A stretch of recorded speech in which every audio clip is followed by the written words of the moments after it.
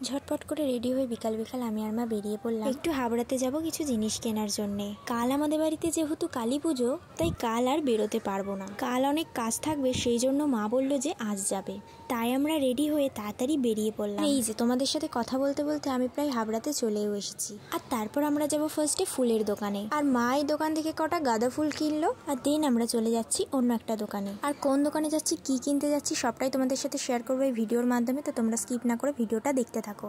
আর এই যে আমরা দোকানে চলেও আসলাম। আর দোকানে এসে ফার্স্টে আমার চোখে পড়ে গেল এই কানের গুলো। আর শুধু এই কানের গুলো না, এই দোকানে আরো অনেক কিছু আছে যেগুলো আমার বেশ ভালো লেগেছে। আর তারপর আমি দেখছিলাম এই হারগুলো। আর এই হারগুলোর ডিজাইনও খুব সুন্দর। তোমরা যারা ভাবছো দুর্গাপুজোয় অষ্টমীতে শাড়ি পরবে, তোমরা অবশ্যই এখানে এসে নিতে পারো। আর তারপর দেখো আমি এই চোকারটা নিয়েছি, কেমন হয়েছে অবশ্যই কমেন্ট করে জানিও। আর তারপর আমি চলে আসলাম ফাউন্ডেশন কিনতে। কিন্তু এ কি, দিদি আমার হাতে কেন ফাউন্ডেশন দিচ্ছে?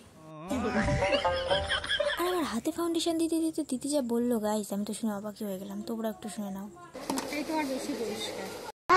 আর তারপর দেখো দিদির কথা শুনে তো আমার মুখে আর হাসিই ধরে না।